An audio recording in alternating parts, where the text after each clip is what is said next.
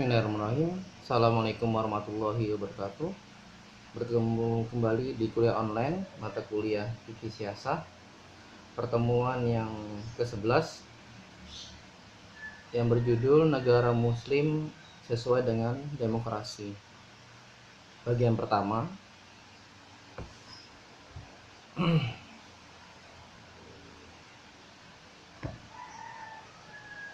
negara muslim dibangun di atas landasan permusyawaratan, kontrak politik, dan pilihan bebas yang dilakukan oleh umat terhadap pemimpinnya, yang dilakukan dalam pemilihan umum yang jujur dan adil.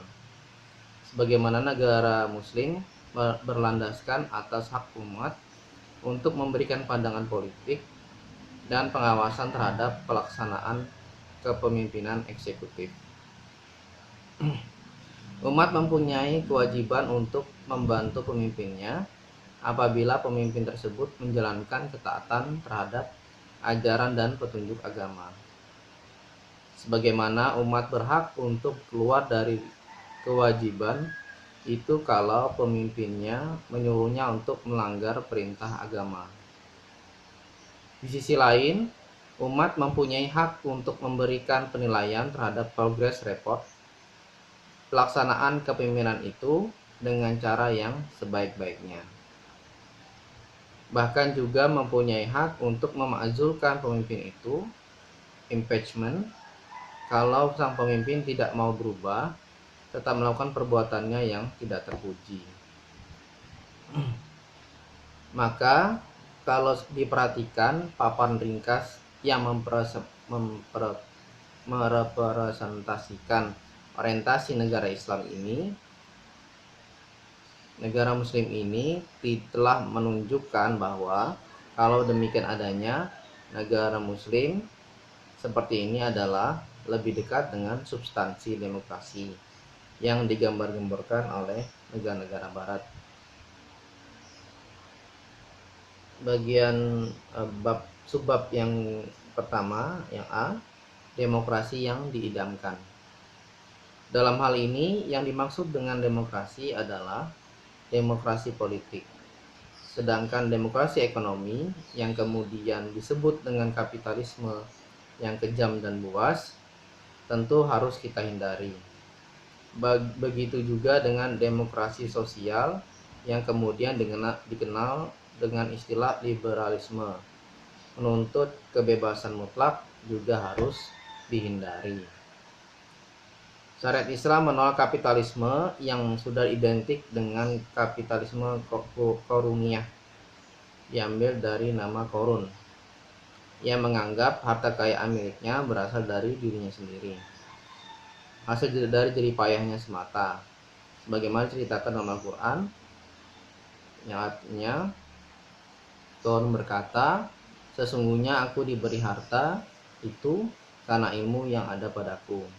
Quran Surah Al-Qasas ayat 78. Syariat Islam juga menolak kapitalisme seperti yang dipraktekkan oleh kaum Nabi Syuaib. Allah SWT berfirman, hai Syuaib, apakah sembahyangmu menyuruh kamu agar kami meninggalkan apa yang disembah oleh bapak-bapak kami, atau melarang kami memperbuat apa yang kami kehendaki tentang harta kami? Quran Surah Hud ayat 87. Pada hakikatnya, menurut konsep Islam, harta adalah milik Allah. Manusia hanya diberi amanah untuk mempergunakannya dengan baik. Ini sesuai dengan firman Allah yang berbunyi, dan nafkahkanlah sebagian dari hartamu yang Allah telah menjadikan kamu menguasainya. Quran Surah Al-Hadid ayat 7. Jadi pemilik harta sebenarnya adalah Allah SWT. Orang kaya hanya mendapatkan titipan harta sebagai wakil dari pemilik hakiki. Kepemilikan manusia terhadap harta sangat terbatas. Ia harus membayar berbagai kewajiban yang berkaitan dengan harta. Begitu juga dalam menggunakan, menginvestasikan, membagikan, dan memutar harta tersebut. Ia harus mematuhi batasan-batasan yang digariskan syariat. Ia harus membayar zakat yang menjadi salah satu rukun Islam, di samping tidak boleh melakukan larangan-larangan seperti riba, monopoli, penipuan, merugikan orang lain, berlebih-lebihan, bermewah-mewahan, memumpuk-mumpuk harta, dan lain-lain.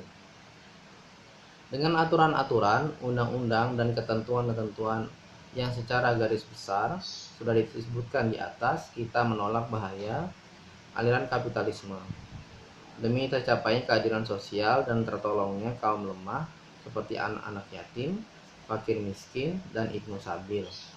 Dengan demikian, harta kekayaan yang ada bisa dinikmati dengan baik oleh rakyat banyak. Allah SWT berfirman, supaya harta itu jangan beredar di antara orang-orang kaya saja di antara kamu.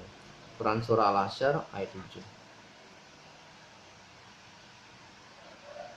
Kita cukupkan untuk pertemuan kali ini. Terima kasih telah menonton. Kita sambung ke bagian kedua. Semoga bermanfaat. Assalamualaikum warahmatullahi wabarakatuh.